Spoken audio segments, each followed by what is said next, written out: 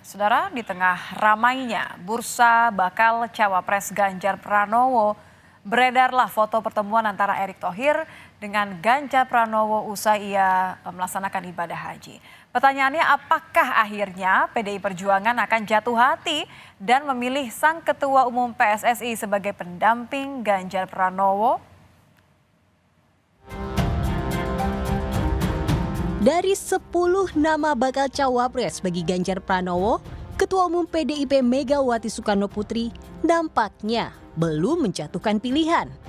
Namun kemarin, foto Menteri BUMN Erick Thohir bertemu dengan baca pres PDIP Ganjar Pranowo usai ibadah haji beredar dan menuai spekulasi. Pasalnya, dari dokumentasi foto yang diperoleh Kompas TV, terlihat keduanya berbincang akrab dalam suasana santai. Erick juga tampak memberikan bingkisan dalam tas plastik merah untuk Ganjar. Sekjen PDI Perjuangan Hasto Kristianto menyebut pertemuan Erick dan Ganjar di kantor perwakilan Provinsi Jawa Tengah di Jakarta adalah hal wajar. Apalagi Erick memang salah satu dari 10 nama yang masuk daftar bakal cawapres Ganjar Pranowo, sehingga berpotensi mendampingi Ganjar di 2024.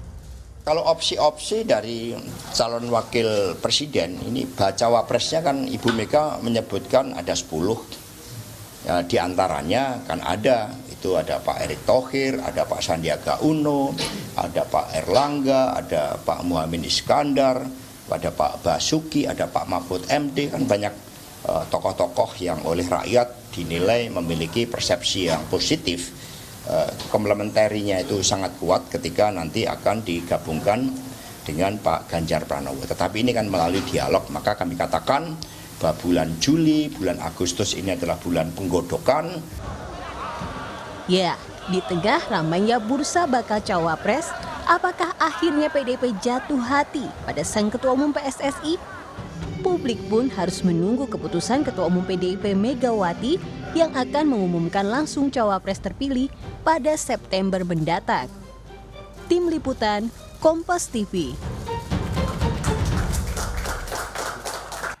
Ya, memang selain Erick Thohir ada 9 nama lain yang digadang-gadang masuk barisan dari bacawa pres untuk mendampingi Ganjar Pranowo di pemilu 2024 nanti. Tapi pertanyaannya adalah seberapa besar peluang Erick Thohir menjadi cawapres mendampingi Ganjar? Kita akan membahasnya bersama dengan Erlangga Pribadi Kusman, pengajar Departemen Politik FISIP Universitas Erlangga. Selamat malam, Mas Angga.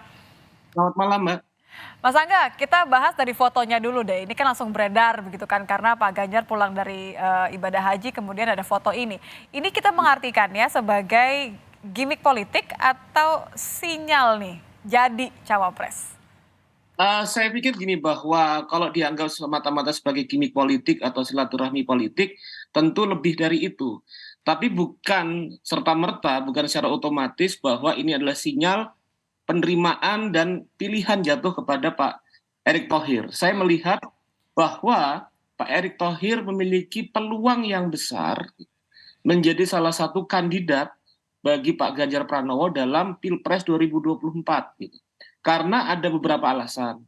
Bahwa kalau kita melihat bahwa Pak Erick Thohir adalah salah satu menteri yang dianggap memiliki prestasi yang cukup baik pada masa pemerintahan Pak Jokowi, dan beliau juga sebagai ketua PSSI juga prestasi persepak bolaan kita juga lumayan baik. Nah, tapi kan kemarin Mas potong. Tapi kan kemarin juga sempat bersih tegang juga tuh antara Pak Erick dengan Mas Ganjar ketika akhirnya berujung kepada kita batal menjadi tuan rumah. Ya, saya pikir bahwa begini, proses dalam komunikasi politik sesuatu itu tidak statis. Artinya meskipun ada gesekan atau ketegangan, tapi tidak secara konstan, itu akan memberikan warna pada proses komunikasi politik yang berlangsung.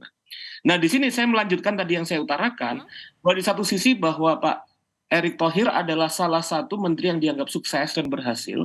Sementara di sisi yang lain, Pak Ganjar sendiri yang dipilih oleh PDI Perjuangan muncul dalam positioning untuk melanjutkan keberhasilan dan kinerja pada pemerintahan Pak Jokowi. Nah, di sini saya lihat bahwa Pak Ganjar Pranowo dengan Pak Erick Thohir itu menjadi salah satu kemungkinan pasangan yang saya pikir bisa akan ditampilkan dalam 2024. Meskipun bahwa belum tentu PDI Perjuangan sendiri sebagai partai pengusung itu dan partai-partai yang lainnya itu juga akan menerima pasangan tersebut. Saya pikir Oh, bahwa menarik nih. prosesnya masih panjang. Kalau kita ngeliat kan September ya.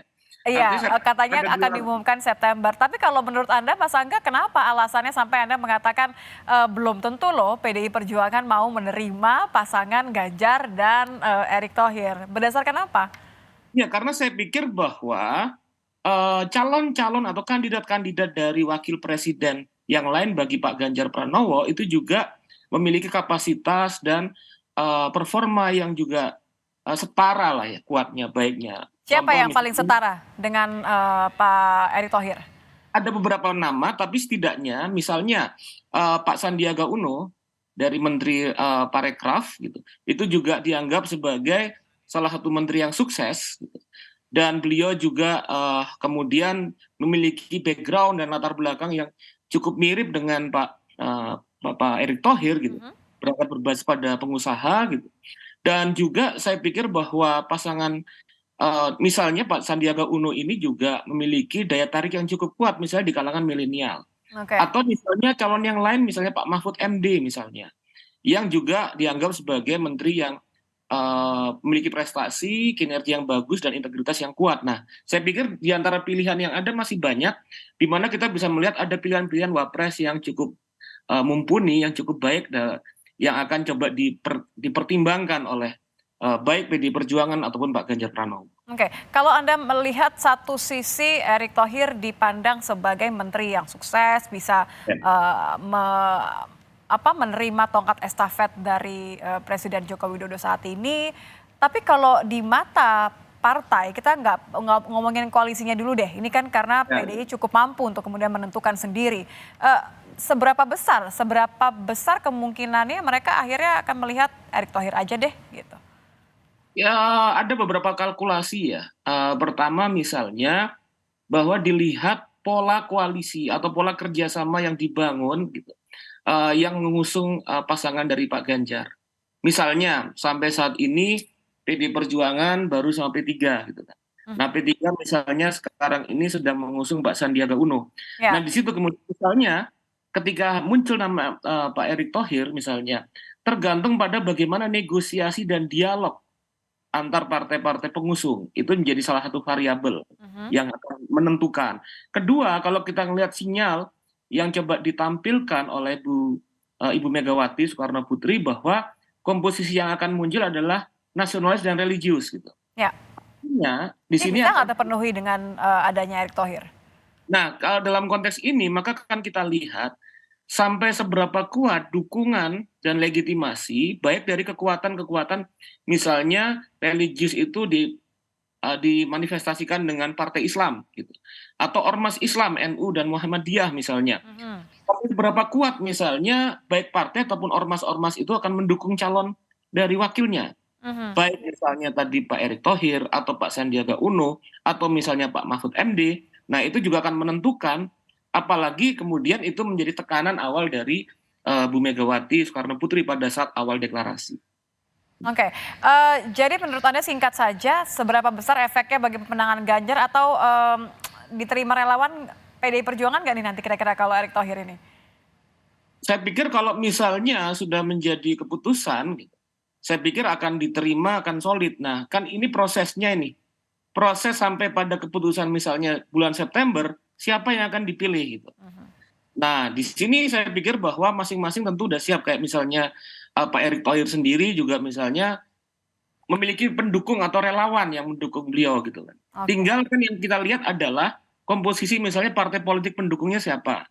Seberapa besar bargaining position misalnya saat ini PAN gitu yang mengusung Pak Erick Thohir itu dalam komunikasi di koalisi Pak Ganjar atau dukungan dari ormas tadi saya utarakan sampai seberapa jauh begitu. Oke, jadi hitung-hitungannya ini masih belum pasti karena variabelnya masih begitu banyak ya. Baik. Karena juga ada banyak sekali dari 10 nominasi itu nama bagus-bagus semua. Tentunya harus cermat ya untuk memilih satu dari beberapa calon yang akan dipilih. penentu untuk 2024. Terima kasih Mas Angga Erlangga Pribadi Kusman, pengajar Departemen Politik FISIP Universitas Erlangga sudah bergabung bersama kami di Kompas Malam.